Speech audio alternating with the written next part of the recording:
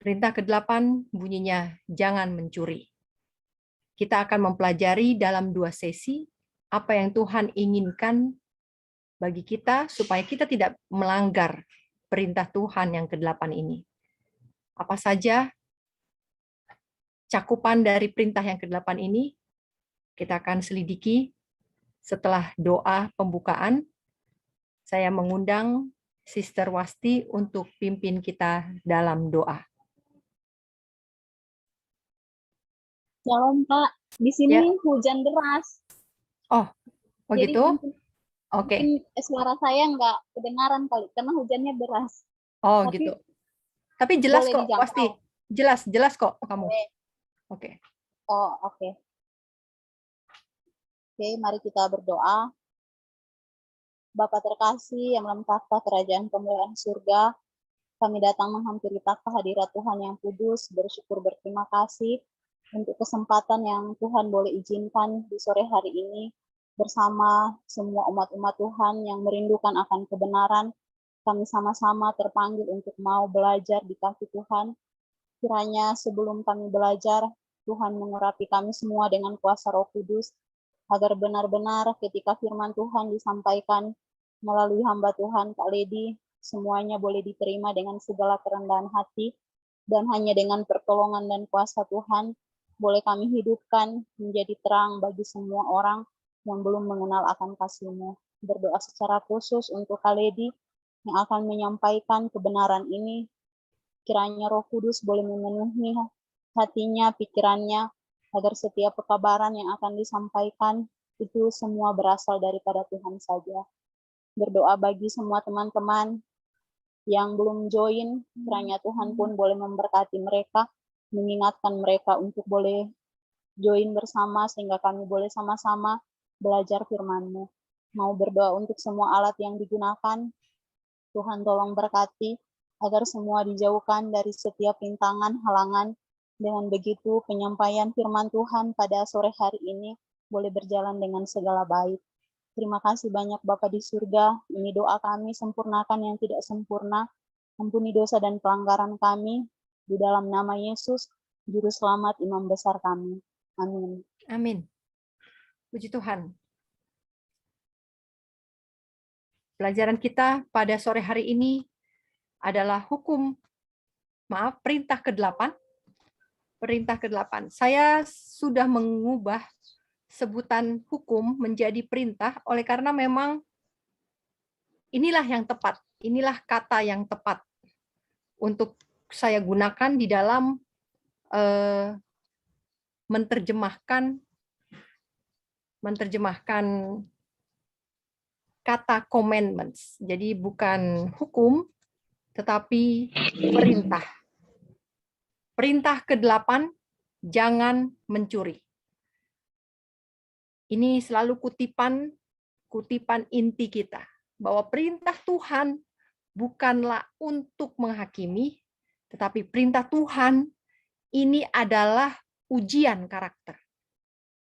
Pengumumannya kapan? Pengumumannya adalah nanti pada saat penghakiman. Kapan itu penghakiman? Ketika hukum hari Minggu dicanangkan. Jadi ujian itu sudah berlangsung, sudah mulai. Kalau masih mau tunggu Sunday Law, masih mau tunggu hukum hari Minggu, terlambat. Karena orang yang sudah lulus ujianlah yang bisa menang dalam pekabaran malaikat ketiga, yaitu Sunday Law.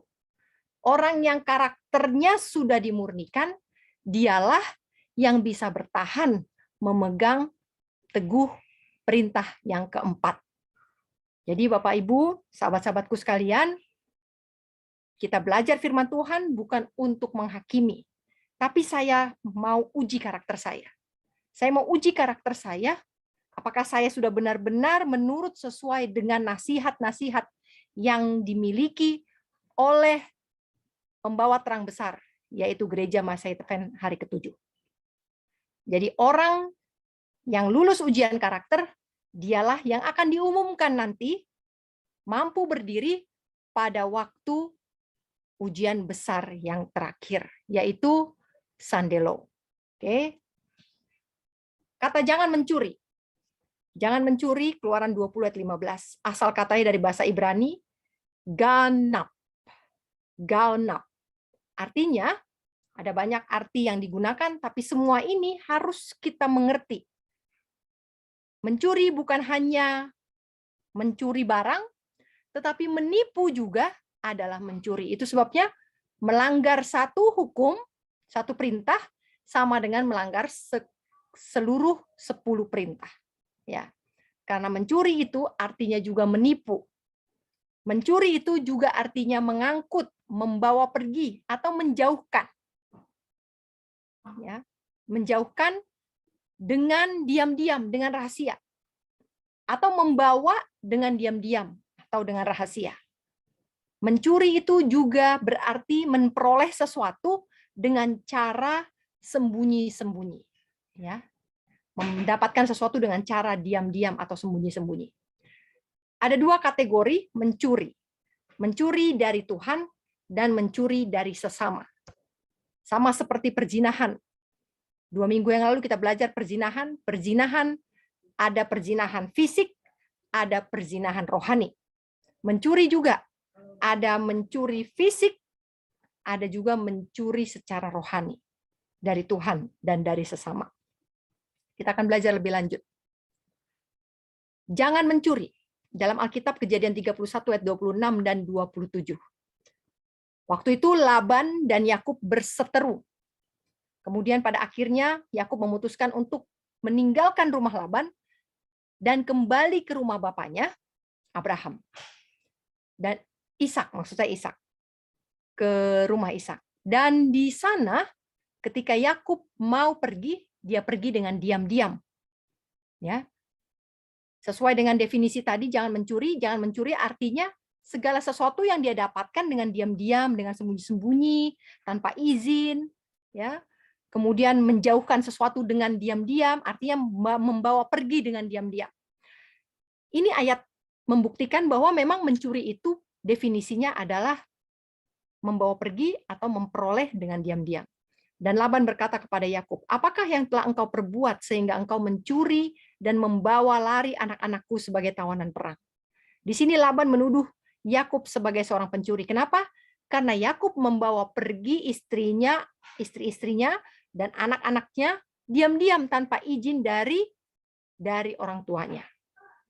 Kejadian 31 ayat 27. "Mengapa engkau lari diam-diam dan mengelabui aku?" Ini lari diam-diam. Ini sama dengan mencuri. Ya, supaya aku dapat menghantarkan engkau dengan sukacita dan dengan nyanyian, dengan tamborin dan dengan harpa. Jadi Yakub adalah seorang pencuri, ya. Dan memang nama Yakub artinya penipu. Nah, kita tahu tadi bahwa penipu sama dengan definisinya sama dengan mencuri. Ya, dia menipu Esau, dia mencuri hak kesulungan. Ya. Kemudian dia pergi ke Laban. Dia menipu Laban, kambing dombanya, dengan cara mencuri kambing dombanya. Dan Laban juga menipu Yakub dengan cara membohongi upahnya. Kemudian Yakub pergi dari rumah Laban, membawa istri-istri dan anak-anaknya. Dia lari diam-diam, dia pergi diam-diam. Yakub di sini disebut sebagai seorang pencuri.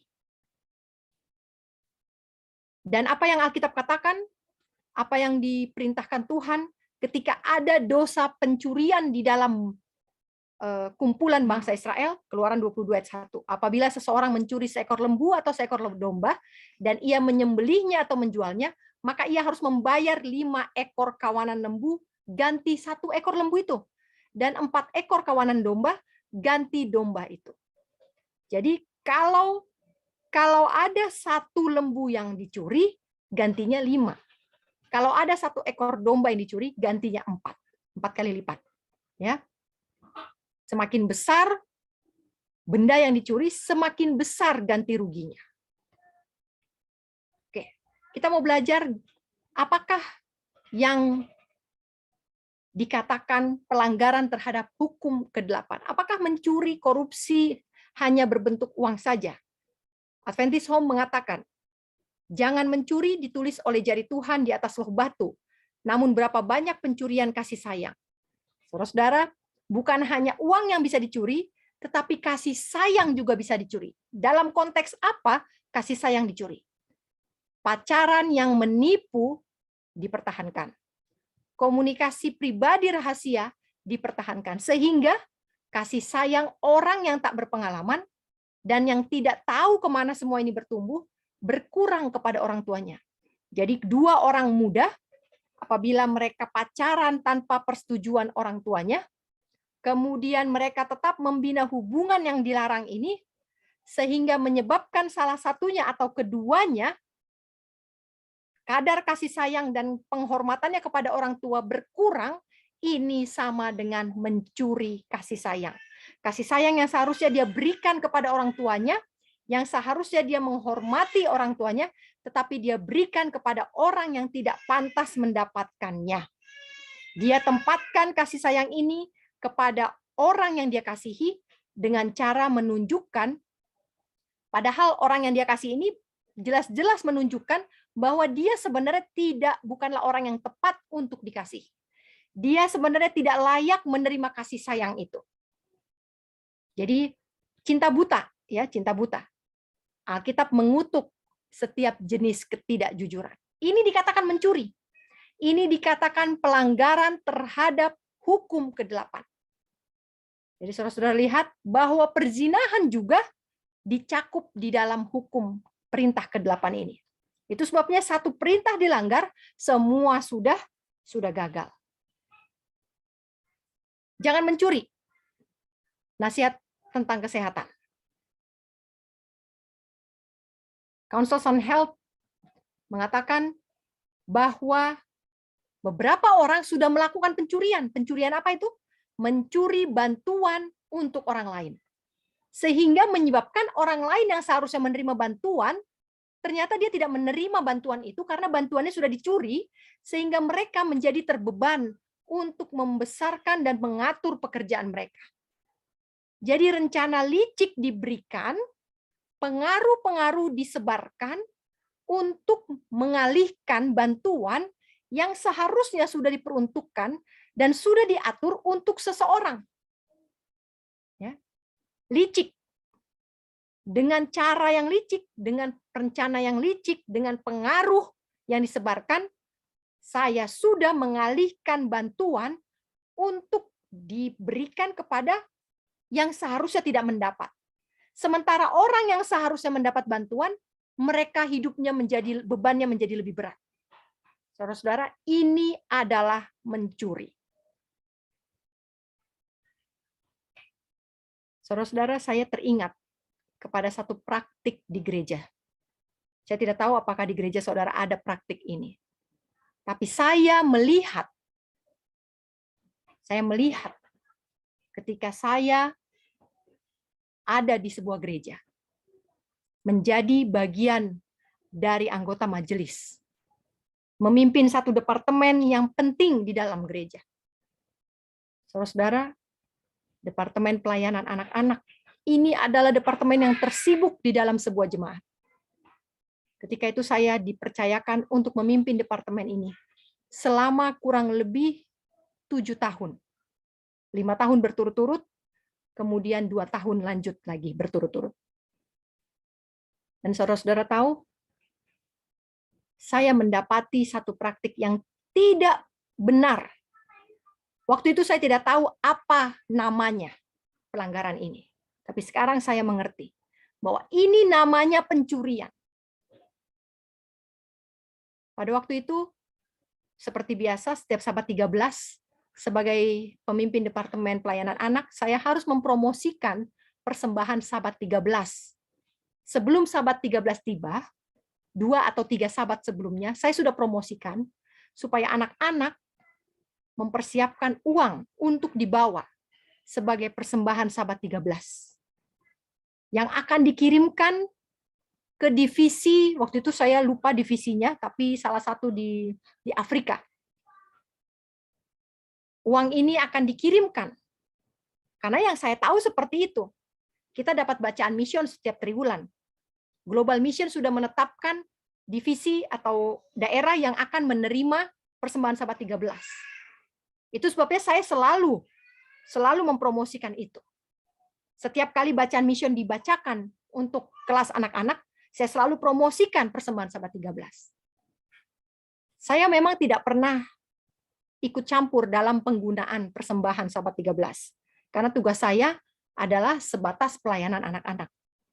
Dan waktu itu ketika saya promosikan dan ketika dikumpulkan, saya baru tahu. Setelah sekian lama saya berkecimpung di majelis, saya baru tahu bahwa uang persembahan Sabat 13 tidak pernah dikirimkan ke gereja, ke conference. Dan tidak dipergunakan untuk misi sebagaimana yang sudah ditetapkan. Di situ waktu itu saya ingat membangun sebuah asrama sekolah. Karena banyak orang-orang yang susah, yang mau sekolah, kemudian jarak tempuh yang sangat jauh sehingga mereka harus menginap, sehingga diputuskanlah untuk membangun sebuah asrama dan dijadikanlah ini misi global, target untuk misi global. Dan persembahan Sabat 13 triwulan itu akan diarahkan semua ke sana. Tetapi persembahan ini tidak diberikan, dan persembahan ini ditahan di gereja untuk digunakan membeli gift Sabat 13 dan juga gift Tahun Baru. Saudara-saudara, ini adalah tindakan pencurian. Seharusnya divisi itu mendapatkan bantuan, dan saya percaya uang ini akan dialirkan ke sana.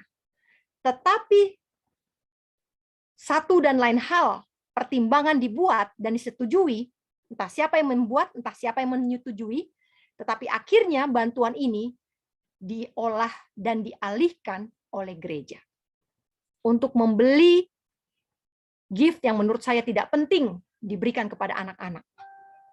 Susu-susu coklat, permen-permen, dan lain sebagainya, makanan-makanan yang sangat merusak otak dan tubuh anak-anak. Kemudian untuk memberikan gift di hari tahun baru, di malam tahun baru, yang mewah, pemanjaan selera. Ini adalah pelanggaran hukum perintah yang ke-8. Jangan mencuri. Imamat 19 ayat 9. Dan di dalam penuaian hasil panen ladangmu, janganlah engkau menuai seluruhnya sampai ke pojok ladangmu, dan janganlah engkau memungut sisa-sisa hasil panenmu. Janganlah mengumpulkan sisa-sisa hasil panen kebun anggurmu, dan janganlah memungut buah anggur yang berjatuhan di kebun anggurmu. Melainkan haruslah engkau menyisakannya bagi orang miskin dan bagi pengembara. Akulah Yahweh Elohimmu. Ayat 11, janganlah kamu mencuri, dan janganlah kamu menipu, dan janganlah kamu memperdaya seorang terhadap yang lain. Saudara-saudara, orang Ibrani diatur dalam segala hal. Bukan hanya dalam kesehatan, pernikahan, hubungan sosial antar sesama, hubungan sosial dengan yang lain suku, tetapi juga dalam hal menanam dan panen, mereka juga punya aturan. Aturan untuk panen adalah orang Israel tidak boleh panen sampai bersih semua. Jangan sampai pojok-pojok pun semua dituai, dibersihin. Kemudian yang jatuh-jatuh juga kalau memetik anggur, yang jatuh-jatuh semua dikutip, dibawa semua bersih. Tidak ada yang ketinggalan. Itu nggak boleh. Peraturannya adalah orang Israel kalau memanen harus tinggalkan untuk orang-orang yang mengembara di tempat mereka. Contoh, saudara-saudara ingat cerita tentang Rut. Rut adalah seorang Moab. Ketika dia datang mengikuti mertuanya, Naomi, kembali ke Bethlehem, dari Moab kembali ke Bethlehem, Rut di sana tidak punya hak untuk menjadi pegawai. Untuk kerja di ladang, tidak punya hak. Pun dia tidak berhak untuk mengolah lahan peninggalan mertuanya atau warisan suaminya. Dia tidak berhak. Dan apa yang dia lakukan untuk bertahan hidup adalah dia mengutip dia pergi ke ladang Boas dan dia mengutip di sana. Apa yang dia kutip? Yang dia kutip adalah sisa-sisa yang jatuh, bulir-bulir gandum yang jatuh. Yang ketika dipanggul, kemudian jatuh satu-satu ya ke tanah, itulah yang dikutip oleh Rut. Dan inilah yang menjadi makanannya. Kemudian kalau lagi panen anggur, anggur yang jatuh-jatuh itu dikutip, dikumpulkan. Ini adalah bagian orang miskin. Bagian dari pengembara. Pengembara ini adalah non-Yahudi, non-Israel. Sama seperti Rut, orang Moab, tapi tinggal di Israel. Dia adalah pengembara. Saudara-saudara, ketika saya, seorang Israel, memanen dan memanen sampai bersih, menghabiskan semua untuk diri saya, tidak menyisakan untuk orang miskin, saya sudah mencuri. Ingat tadi kutipannya? Bahwa bantuan yang harusnya diperuntukkan kepada orang lain tapi tidak diberikan, sehingga orang lain yang harusnya dibantu menjadi lebih berat bebannya, itu sama dengan mencuri. Saudara-saudara, jangan bilang saya nggak tahu ada orang susah. Jangan bilang. Kalau kita mau mengasah empati kita sedikit saja, kita akan lihat, mata kita akan dituntun untuk melihat kebutuhan orang. Dan kita tidak akan menghabiskan apa yang kita panen dari ladang kita tidak akan habiskan untuk diri saya sendiri. Saya tidak akan habiskan gaji saya untuk bayar cicilan dan tidak punya dana sosial. Sehingga kalau pergi, kalau ada kedukaan, saya tidak berani datang karena tidak punya uang cash. Saudara-saudara, ini penyakit orang kota. Tahukah saudara dan saya bahwa ini adalah pelanggaran hukum ke-8? Gaji dihabiskan untuk bayar cicilan, selebihnya untuk makan. Habis, tidak ada lagi. Hanya perpuluhan dan persembahan, itu pun persembahan sekedarnya. Tidak ada lagi untuk meringankan beban orang tua, hukum ke-5. Tidak ada lagi untuk memelihara anak yatim dan janda, miskin. Tidak ada lagi untuk dana sosial untuk meringankan orang yang berduka. Tidak ada lagi budget untuk melawat. Melawat nanti gabung sama gereja aja, naik mobil gereja, tidak usah bayar bensin sendiri. Saudara-saudara, lihat ini. Stop itu kalau masih dilakukan. Jangan mencuri. Sisakan untuk orang yang miskin. Jangan habiskan untuk bayar cicilan, jangan habiskan untuk hidupmu sendiri. Saya sering nasihatkan ini kepada orang-orang, yang country living maupun yang nggak country living. Ketika saya berpikir saya sudah melakukan yang baik, dengan saya menjadi majelis bertahun-tahun, menjadi ketua jemaat bertahun-tahun di sebuah gereja, bukan berarti saya sudah benar di hadapan Tuhan. Orang yang cinta diri tidak akan pernah berkenan di hadapan Tuhan. Apa buktinya cinta diri? Ini buktinya cinta diri. Menghabiskan hasil panen ladangnya untuk dirinya sendiri dan tidak menyisakan apapun untuk orang miskin, untuk pengembara, untuk meringankan beban orang lain. Semuanya habis untuk dirinya. Bayar uang sekolah anak, belanja bulanan, bayar cicilan rumah, cicilan mobil, internet, dan lain sebagainya. Tidak ada budget lagi untuk memperhatikan orang lain. Saudara-saudara, kalau saya berpikir bahwa saya sudah benar, coba cek pengeluaran. Cek pengeluaran saudara. Cek berapa budget yang kalian habiskan untuk dirimu, untuk bayar cicilan rumah, motor, mobil, bayar uang keamanan, bayar uang lingkungan, ongkos ke kantor, makan, vitamin anak, jalan-jalan keluarga, rekreasi, retreat, dan lain sebagainya. Coba cek total, kemudian jumlahkan berapa yang sudah kau berikan untuk memperhatikan orang lain. Berapa yang sudah kau habiskan. Kalau masih lebih besar dana yang kau habiskan untuk dirimu dan anakmu. Anak, orang tua itu masih diri, masih dalam kategori diri. Artinya masih cinta diri. Boleh dicoba. Tidak ada orang yang cinta diri yang berkenan di hadapan Tuhan. Ketika saya menghabiskan dan tidak menyisakan bagi orang miskin, saya sudah melanggar perintah ke-8. Apa yang dikatakan oleh buku para nabi dan bapa? Jangan mencuri.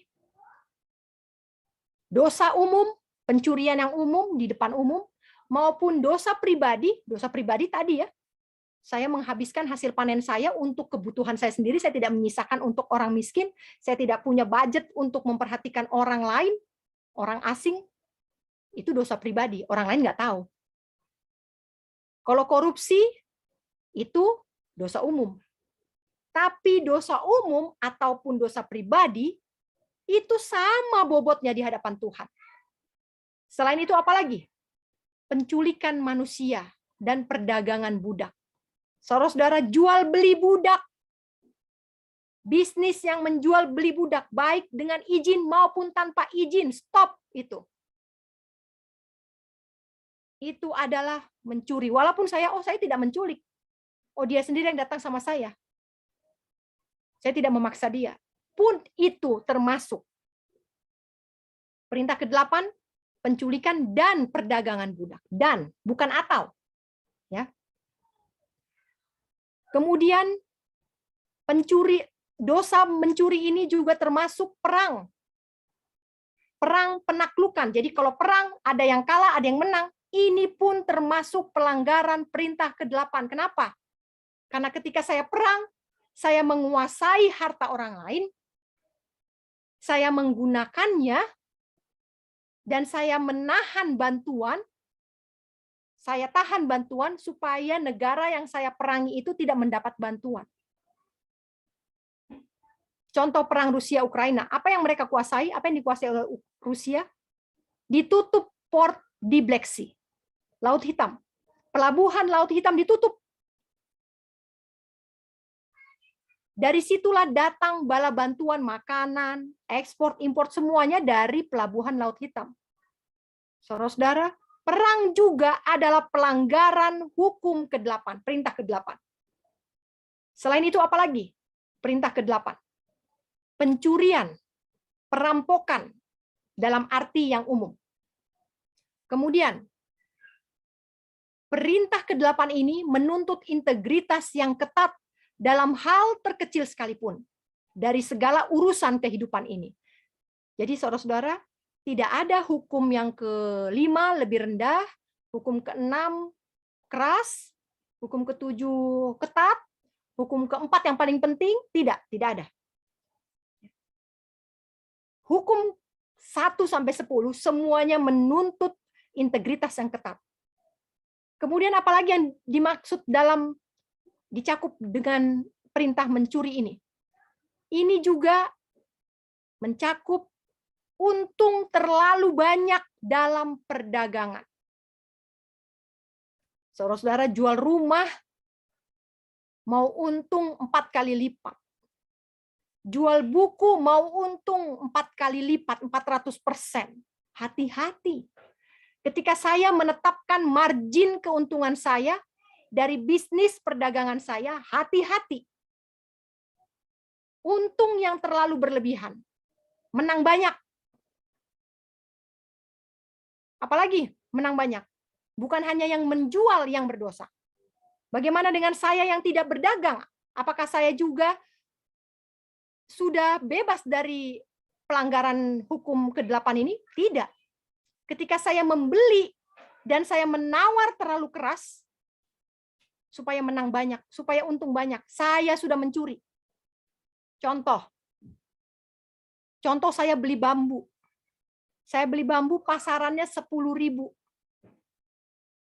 10.000, kemudian sudah deal harga, lalu bambu ini diantar ke rumah saya, dan ketika sudah sampai di rumah saya, karena bambu sudah diturunkan semua, saya coba menawar kepada tukang bambu. Yang saya tawar murah, Rp300, kurang dong Pak. Jadi tadinya 10.000 jadi 9.700. Saya baru menawar setelah bambu ini datang ke rumah saya. Dari 10.000 saya kurangi jadi 9.700. Karena apa? Karena kalau saya tawar ketika bambu ini masih di bawah, masih di tempatnya, di gudang, pasti saya nggak dikasih. Karena pasaran sudah 10.000. Tapi karena bambu ini sudah dibawa, dan saya press harga lagi, maka saya mencuri Rp300 per batang. Mencuri hak dari si penjual bambu. Saudara-saudara, saya mau bikin rumah di country living, tapi nawarnya kebangetan. Hati-hati, ini adalah dosa pelanggaran perintah ke-8. Saya butuh tukang kebun, tapi saya press upahnya.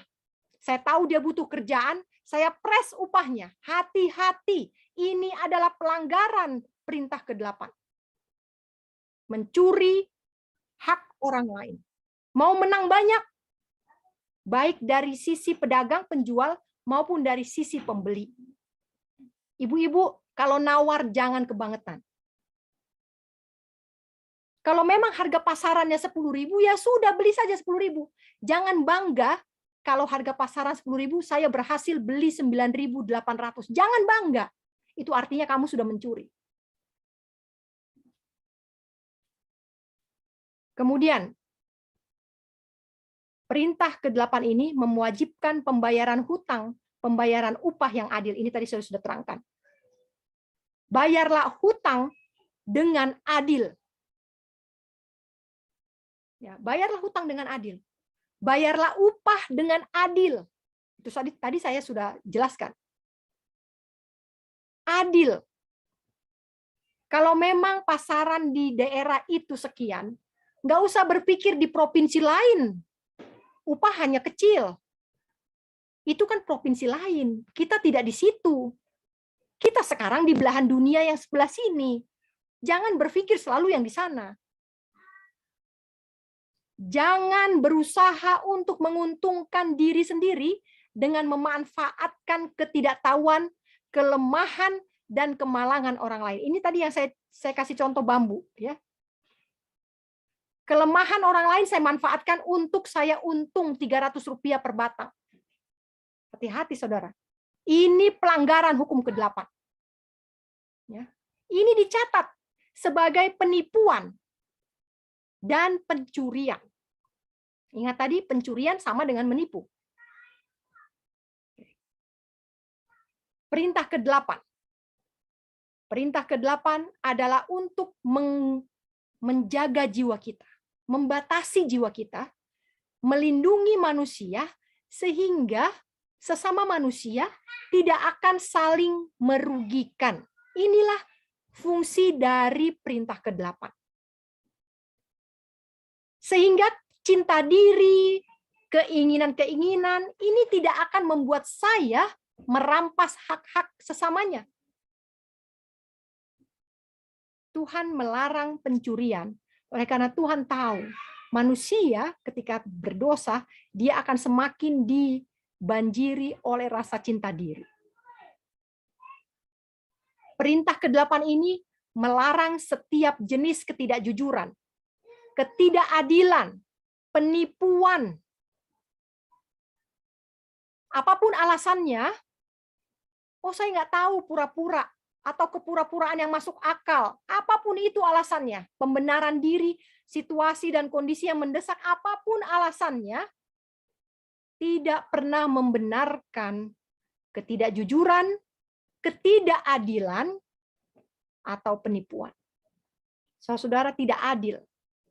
Ya, dalam hal membeli, dalam hal menjual, dalam hal membayar upah, tidak adil, tidak jujur, menipu, menggunakan, memanfaatkan kelemahan orang lain, kebutuhan orang lain, mentang-mentang lagi butuh, kita tawar sampai mati, supaya dia nggak bergerak lagi.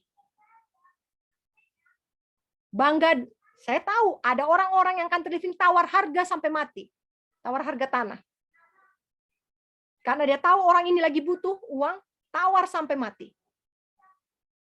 Semurah-murahnya. Saudara-saudara, kalau saudara merasa hebat begitu, lihat, tanah itu tidak akan berguna untukmu. Tanah itu akan terkutuk, dan kau tidak akan kerasan dan tidak akan betah di tanah itu. Jangan mencuri, jangan menawar terlalu keras. Jangan tidak adil ketika menawar, membeli atau menjual. Jangan menipu, jangan memanfaatkan kelemahan orang lain.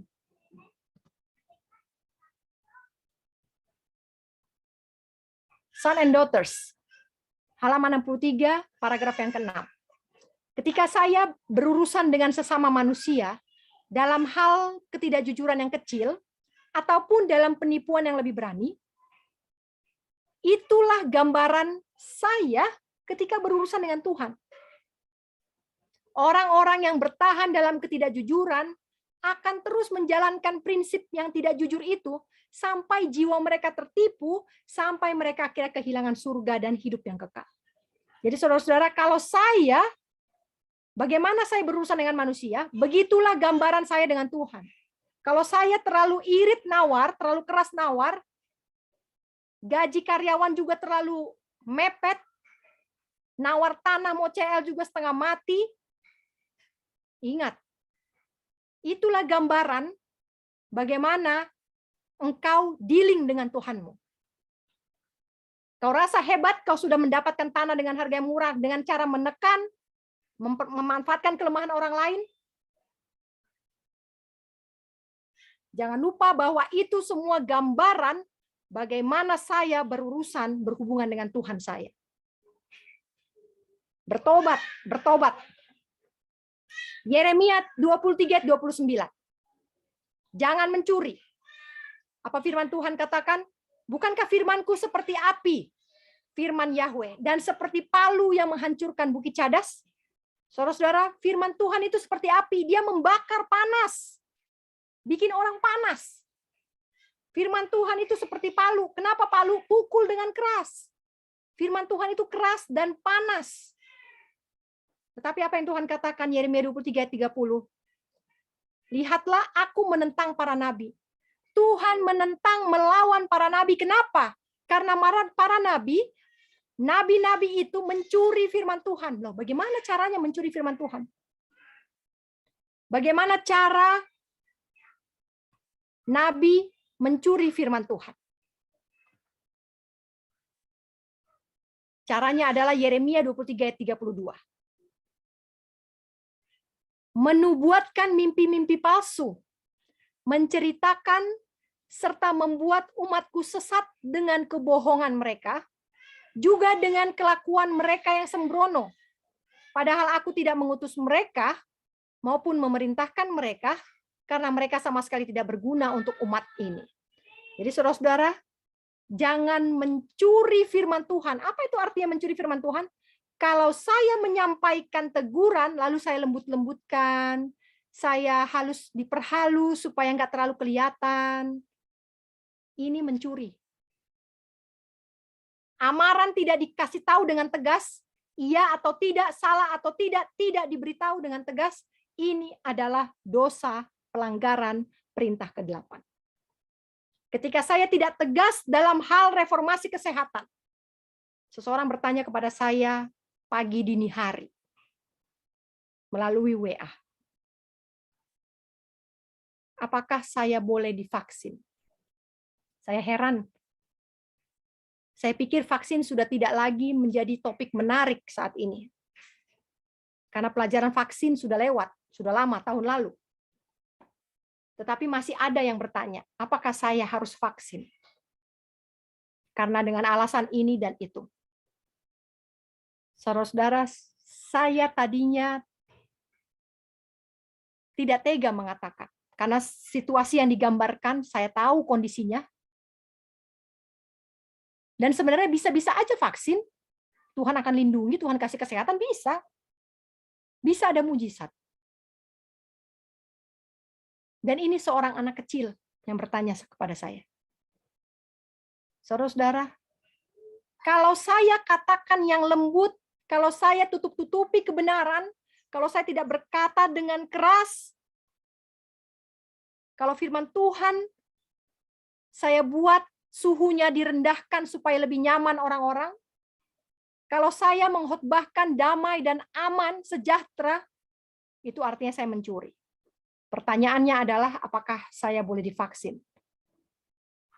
Saya berdoa dan saya katakan kebenaran di atas segala kebenaran. Bukan saya tidak peduli kepada orang lain. Tapi ketika pertanyaannya adalah tentang kebenaran, maka yang saya sampaikan harus kebenaran. Nabi tidak akan berkenan di mata Tuhan kalau mereka menutup-nutupi pekabaran yang sebenarnya. Firman Tuhan seperti api. Firman Tuhan seperti palu yang menghancurkan bukit cadas.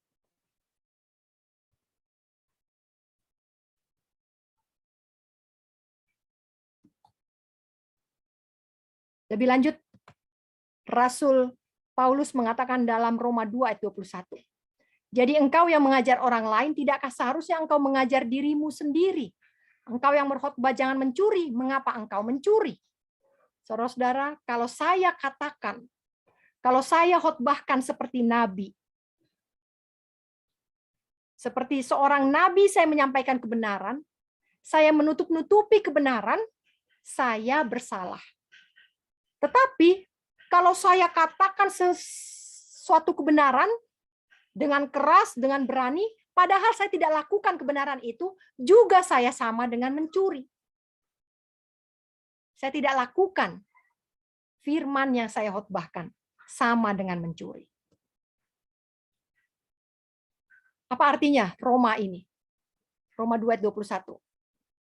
Satu komentar Alkitab mengatakan bahwa orang Yahudi, mereka bangga dengan posisinya sebagai umat pilihan.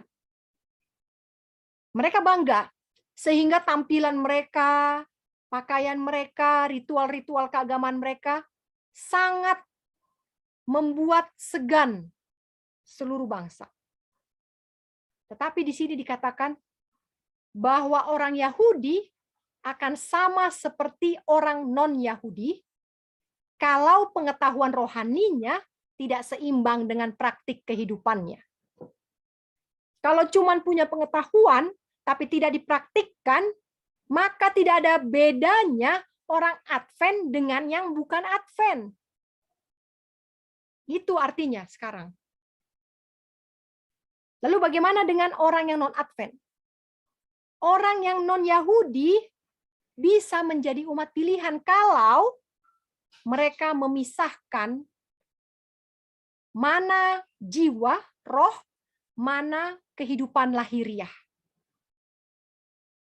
Semua ritual-ritual keagamaan Yahudi bukanlah untuk tampilan luar, tetapi untuk memisahkan jiwa dan kehidupan lahiriah. Rohani dan lahiriah harus terpisah. Harus terpisah. Bukan berarti kalau saya lahiriahnya sudah merah, maka rohani saya sudah pasti merah. Enggak, itu pisah, itu beda. Rohani belum tentu lahiriahnya seperti itu. Hidupnya seperti itu belum tentu. Itu dua hal yang berbeda. Kalau rohaninya putih, belum tentu praktiknya putih. Begitu juga dengan praktiknya. Kalau kita lihat praktek orang putih, belum tentu itu rohaninya putih. Itu dua hal yang berbeda. Ritual lahiriah belaka bukanlah ciri keturunan Abraham. Jadi kalau saya hanya memiliki tampilan luar saja, omong doang, omong kosong, maka saya bukan ciri-ciri keturunan Abraham. Saya harus menyingkirkan semua kekotoran daging dan roh. Barulah saya berhak menuntut janji yang diberikan Tuhan kepada keturunan Abraham. Kalau daging dan roh saya masih kotor, masih dosa bercokol di diri saya, masih suka nawar sampai tukang jualannya ketakutan, ini bukanlah ciri-ciri keturunan Abraham. Ingat, mencuri, mengambil keuntungan supaya mau menang banyak, menjual sesuatu dengan harga yang tidak logika, memanfaatkan kebodohan orang supaya mau membeli dengan harga yang tinggi, dan kita bangga dengan itu. Itu adalah dosa pelanggaran hukum ke-8. Itu bukan ciri keturunan Abraham. Bukan umat pilihan. Sudah pasti kalau bukan umat pilihan Tuhan berarti umat pilihan setan.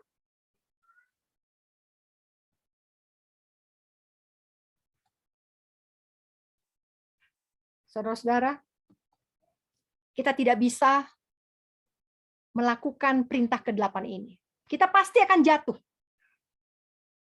Terlalu berat. Setiap perintah yang kita bahas, kita rasa terlalu berat. Minggu depan, hari Senin, kita akan belajar tentang perintah yang ke-8, yaitu pencurian dari Tuhan, mencuri dari Tuhan. Kita akan belajar. Apa yang dimaksudkan mencuri dari Tuhan? Ini kita masih belajar mencuri dari sesama manusia. Mengambil untung terlalu banyak. Menawar terlalu rendah. Menahan upah. Dan lain sebagainya. Ini adalah pencurian yang dilakukan oleh manusia terhadap sesamanya manusia.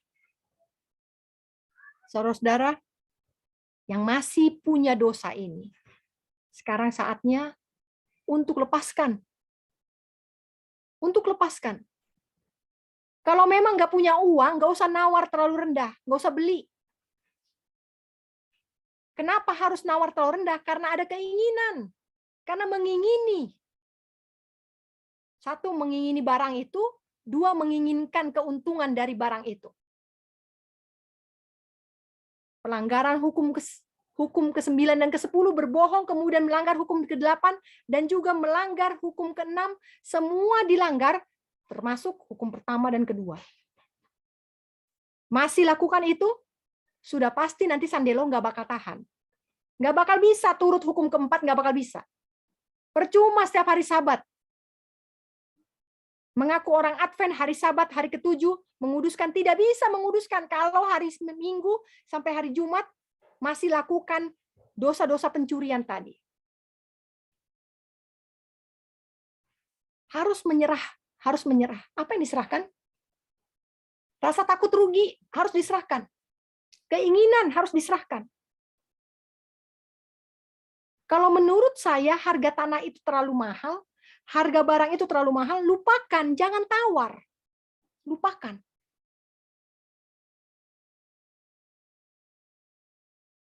Kalau saya masih menghabiskan gaji saya 1 bulan untuk diri saya sendiri, itu artinya saya belum menyerah. Level 4 pun saya belum lulus. Serahkan kekhawatiranmu. Jangan cuma diri terus. Kalau belum sanggup cicil mobil, jangan beli mobil. Supaya ada budget. Ada yang bisa kita sisakan untuk memperhatikan orang lain. Jangan karena semua orang punya mobil, saya juga harus punya mobil. Tapi akibatnya saya tidak bisa memperhatikan orang yang kesusahan. Justru saya menyusahkan orang lain. Dosa, berdosa, bertobat. Semua keinginan diri kecilkan diri saya supaya apa yang sedikit ini bisa menolong orang lain. Saudara-saudara berpikir orang-orang di kota, saya juga pernah di kota. Berpikir bahwa harus dengan uang yang besar baru saya bisa menolong orang. Bukan. Hubungannya ada dengan country living. Ketika saya country living, ketika saya putuskan untuk tinggalkan kota, saya pergi ke desa. Saya akan menanam kentang 4 hektar, 20 hektar. Saya akan menanam cabai 20 hektar. Karena nanti uangnya saya mau membantu orang yang country living. Stop. Nggak bakal jadi. Nggak bakal jadi. Yang pasti adalah tanamannya gagal dan kita cari alasan. Oh, saya belum bisa membantu orang. Itulah yang terjadi pada zaman Nyonya White. Baca kesaksian bagi jemaat pasal 15 sampai ke 32. Orang-orang mau membantu pekerjaan Tuhan, apa katanya? Oh, nanti dulu. Saya mau beli tanah, saya mau usahakan tanah, nanti tanah ini hasilnya 100% untuk pekerjaan Tuhan. Nggak bakal jadi. Nggak bakal jadi. Dan memang benar Nyonya White katakan, ketika tanah itu diolah, lalu hasilnya tidak sesuai. Kemudian dipotong untuk bayar cicilan, dipotong untuk bayar bibit dan lain sebagainya, perawatan, kemudian hasilnya terlalu sedikit. Lalu katakan apa? Ananias, roh Ananias Safira. Oh, ini terlalu dikit. Saya belum bisa membantu sekarang. Nanti lain kali. Tomorrow never comes. Hari esok nggak akan pernah datang. Cara yang paling tepat untuk menolong orang lain adalah nolkan. Bikin kebutuhanmu nol. Asal ada makanan dan pakaian, cukuplah itu. Kalau sudah begitu, punya pohon pisang satu saja pasti bisa menolong orang. Pasti bisa. Tapi kalau diri ini belum nol, mau punya tanah satu gunung juga tidak akan bisa menolong orang. Dan menolong orang itu harus ada. Ingat perintah Tuhan. Dari hasil ladangmu, tidak boleh kau habiskan semua untuk dirimu. Tidak boleh kau kutip semua sampai yang jatuh-jatuh pun kau kutip.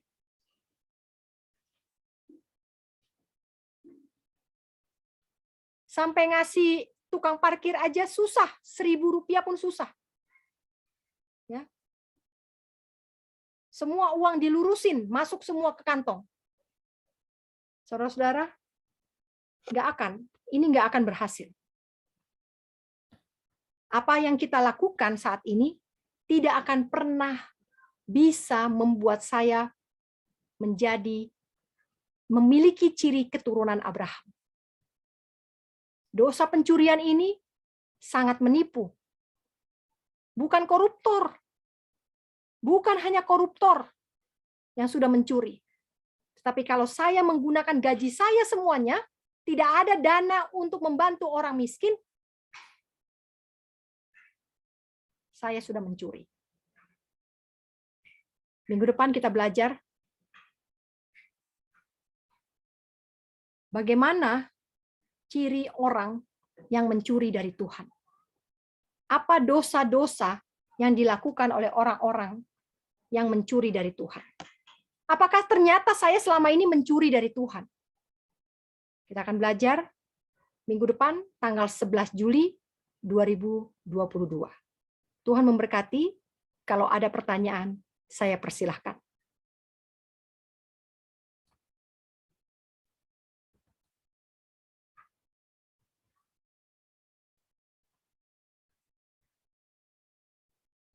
Kalau ada pertanyaan, saya persilahkan.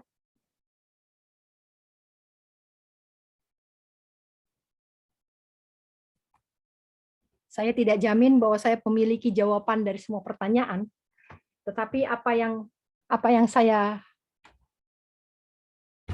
bisa katakan, kalau memang itu kebenaran, saya akan katakan.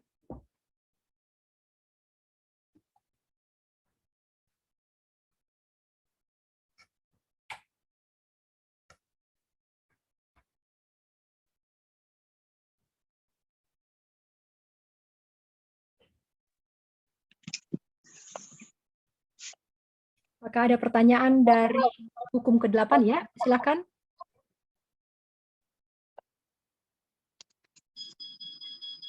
Oke. Bagaimana kalau nawar barang di tempat membeli barang tersebut? Oh, ini ada pertanyaan. Hukum gadai. Hukum gadai. Hukum gadai, saya menggadaikan atau orang menggadaikan kepada saya? Saya kurang mengerti nih hukum gadai. Jadi, ya, hukum gadai, umat-umat Tuhan tidak untuk menggadaikan, ya. Nggak ada umat-umat Tuhan menggadaikan. Oke. Saya kurang jelas ini yang bertanya Redmi Note 11. Bagaimana dengan hukum gadai? Ya.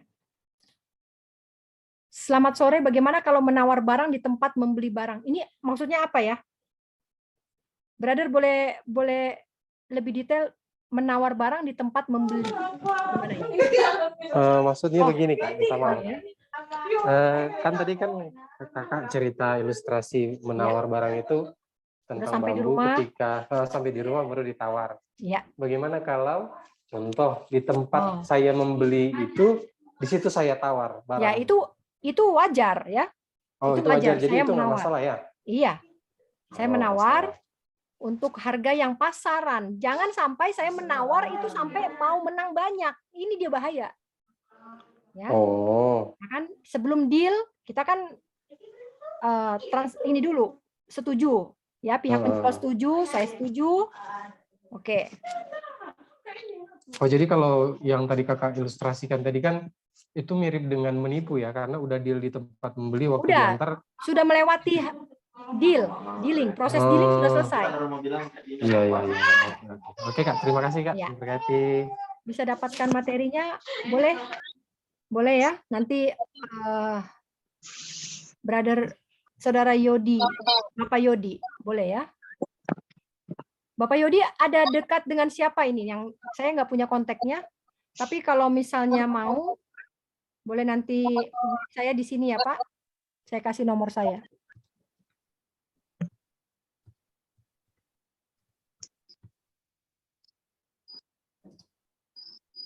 Sister. Yes. Saya memang tidak bisa jual beli ya. Ya. Ketika saya membuat buku ini, cara menjualnya pun saya tidak tahu sebenarnya. Tapi keuntungan pun tidak ada. Tapi saya senang itu menjadi berkat bagi orang gitu ya. Kalau saya jual 100, cara mencetak dan yang membuat tulisan ini gitu. Kayaknya jauh dari keuntungan, setengah aja modal nggak kembali gitu. Apakah itu karena kebodohan atau apa? Tapi bagi saya banyak juga yang nggak bayar, ya udah nggak apa-apa gitu. Atau saya kirimkan kepada yang memerlukannya, ya udah sampai sekarang nggak bayar. Jadi sama sekali nggak ada keuntungannya, mau seperak juga nggak ada. Salah nggak itu? Tapi kalau aku bilang sih enggak ya, karena dari situ saya nggak bisa jual beli, bahkan ditipu orang iya. Iya. Jadi yang dilarang dalam perintah ke-8 ini, Sister, bukan jual belinya, tetapi menang banyaknya ini loh.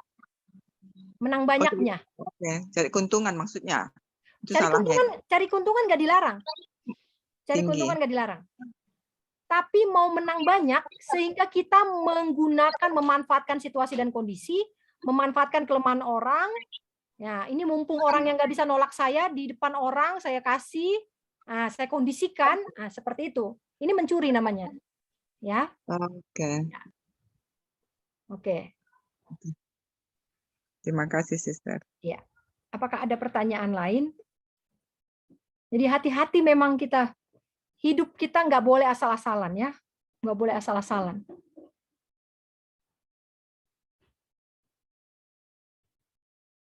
Bagaimana dengan waktu seorang suri rumah melayani keluarga? Suri rumah ini artinya apa ya? Ini bahasa Melayu nih pasti, suri rumah. Melayani keluarga termasuk ibu yang terlantar sakit. Boleh kasih waktu sister yang dari Malaysia ini, suri rumah. Istri, oke. Bagaimana dengan waktu seorang istri melayani keluarga, termasuk ibu yang terlantar sakit? Kenapa?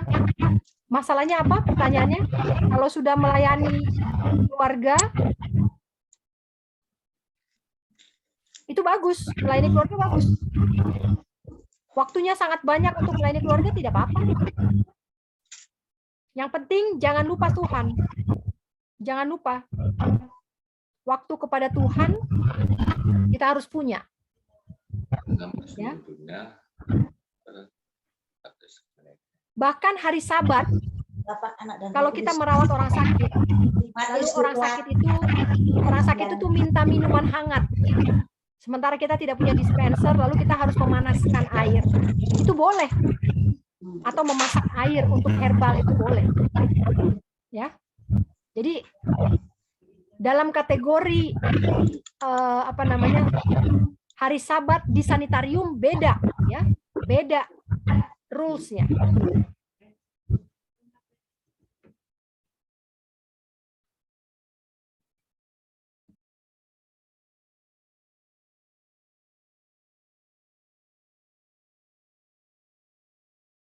Baik, ada pertanyaan lain?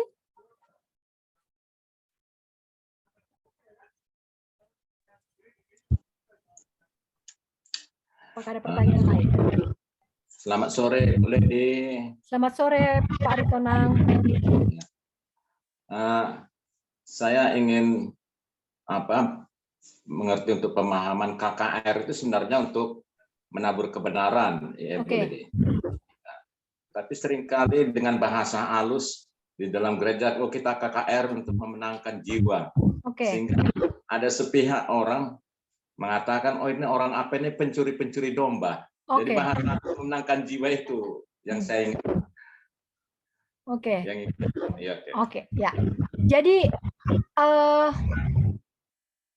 Alkitab dan Roh Nubuat tidak pernah menyinggung soal pencuri jiwa. Tetapi kalau mencuri firman, iya. Artinya gini Pak, ketika saya adakan KKR, saya tidak kasih tahu kebenaran dalam hal sesungguhnya sehingga orang tertipu dan masuk ke Advent. Saya tidak ceritakan tentang hukum secara detail.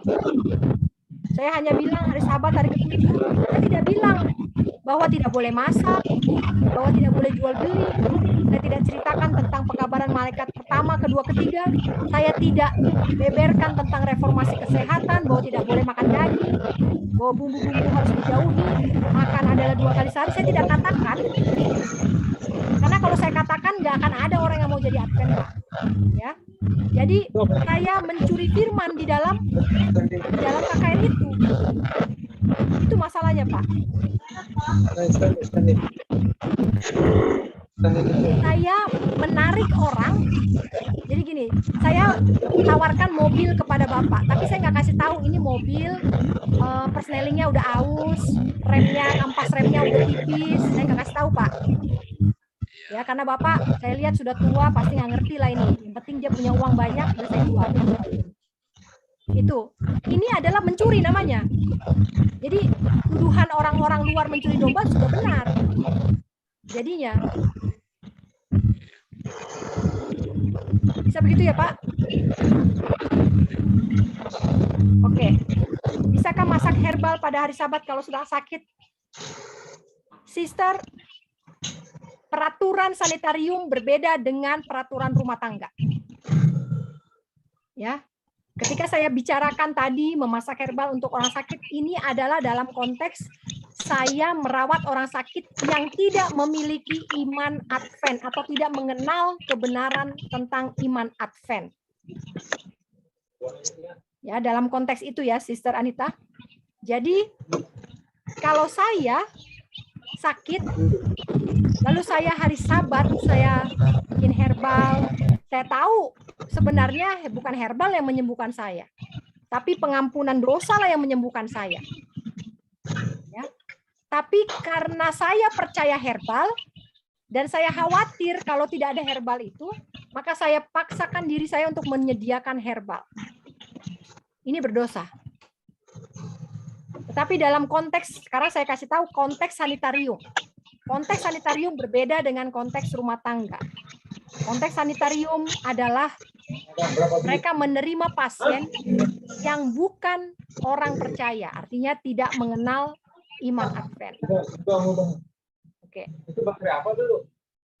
Sister Mia, bagaimana mengcopy khotbah mengajarkan kepada orang lain apa? Boleh. Ini tidak ada masalah. Asalkan kebenaran itu dibicarakan sesuai dengan kebenarannya. Jangan ditutup-tutupi. Kalau memang api panas, jangan didingin-dinginin. Kalau memang keras, jangan dilembek-lembekin. Nah, ini.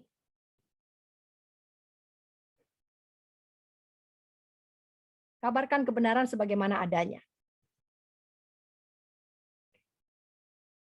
Apakah ada pertanyaan yang lain? Mau tanya, Kak? Ya, silakan, Grace. Soal menang banyak ini loh. Ya. Tadi. Kan kita boleh mengambil keuntungan, ya. Tapi bukan menang banyak. Menang banyak di sini kira-kira berapa persen ya maksudnya? Nggak ada ya itu tadi. Tidak ada tidak ada ukuran standar kuantitas. Ya. Tidak ada standar kuantitas. Tetapi ketika saya menang banyak, maka itu berarti saya punya kepuasan.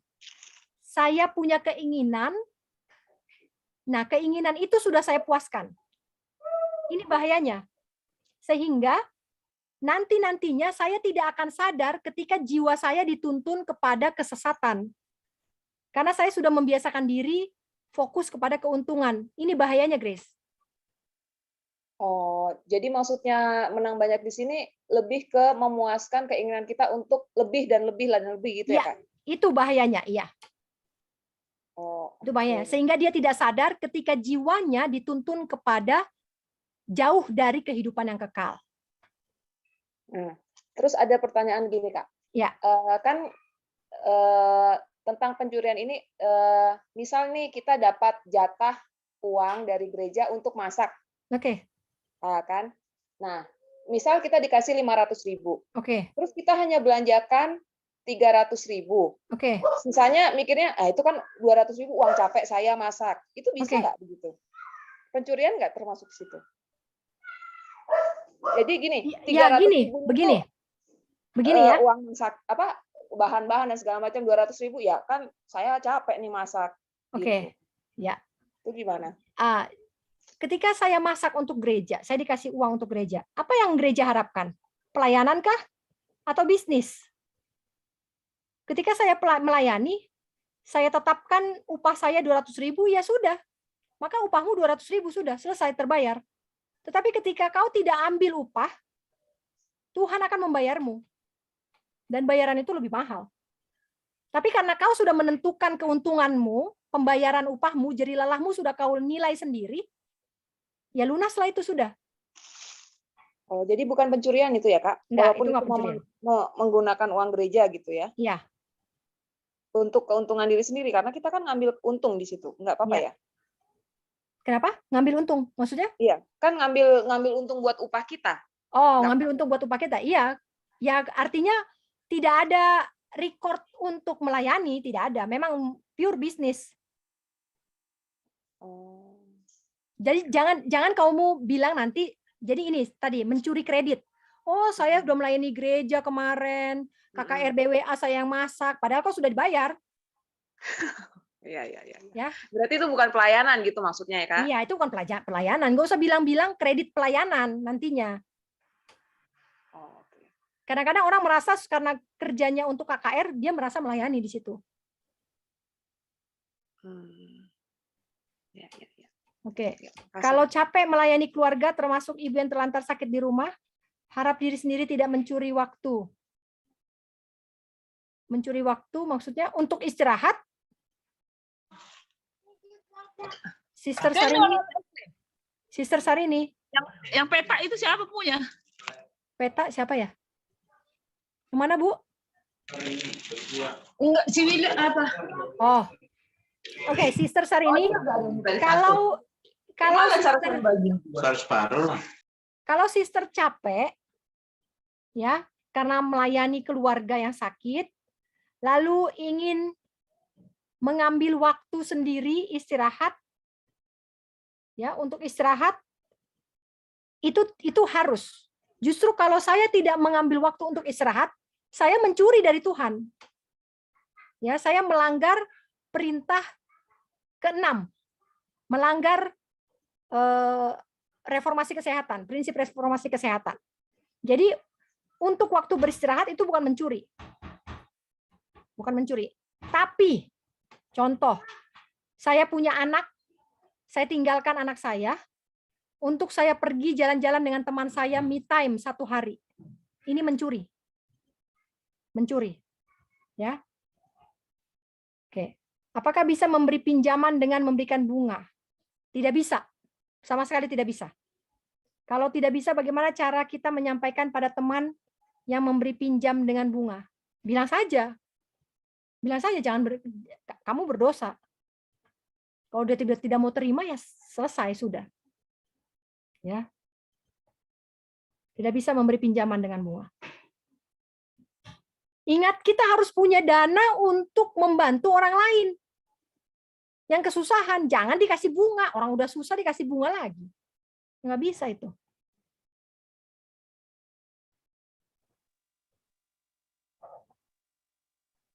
Untuk pinjaman dengan bunga itu ada ayatnya nggak ya, Kak? Nggak bisa. Kenapa? Ada nggak ayat pendukungnya bahwa meminjamkan dengan bunga itu nggak boleh gitu? Ada nggak sih ayatnya? Jangan makan riba, sister. Oh, oke. Coba sister cari. Jangan makan riba. Termasuk bank ya. Termasuk bank. Iya, Berarti termasuk kita bank. nabung di bank nggak boleh dong, Kak ya? Iya. Kalau kita mau strict, kalau kita mau strict, kita nanti sama alirannya dengan mereka-mereka yang anti dengan riba. Tapi itu benar. Itu benar. Oke, makasih. Dan terus terang, ini alasan suami saya berhenti dari pekerjaannya dari bank. Ini kami sudah lewati. Kami sudah uji.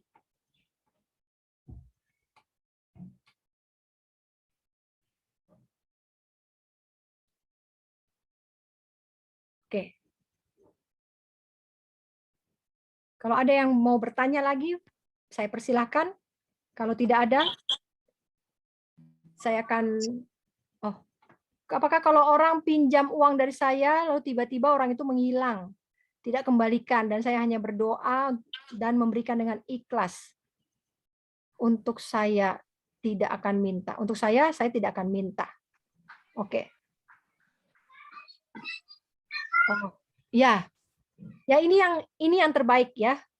Kalau saya kasih pinjam uang orang, makanya jangan apa ya? Tidak ada nasihat yang untuk meminjam. Jadi kalau menolong itu jangan harap kembali. Menolong ya menolong, makanya harus ada budget untuk itu, untuk meringankan beban orang lain. Untuk meringankan beban orang lain. Jadi nggak ada urusan pinjam meminjam jadinya. Ini berbahaya ini pinjam meminjam ini. Dua-duanya bisa masuk neraka. Ya, pembentukan karakter bisa lebih sulit. Jadi urusan kita dengan orang yang susah itu bukan pinjam meminjam, apalagi riba. Urusan kita dengan orang yang susah adalah urusan tolong menolong.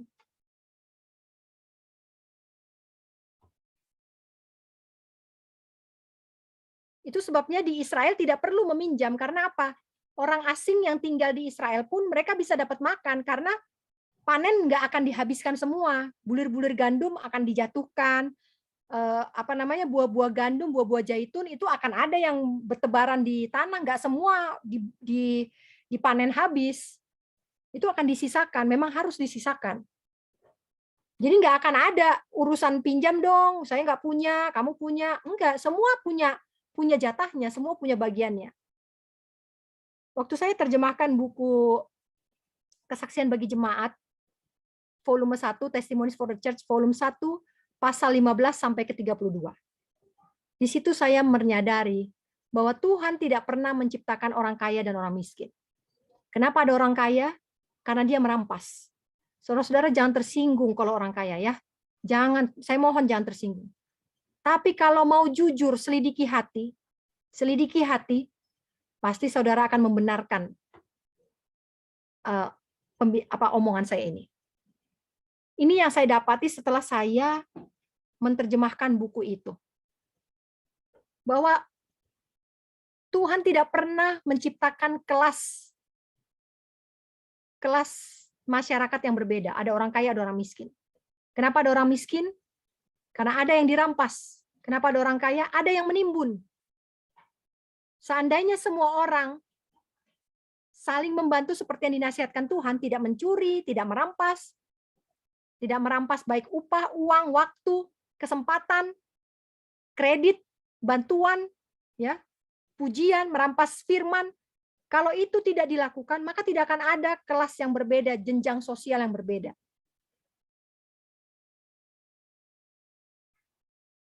Lakukan, maka tidak akan ada yang miskin.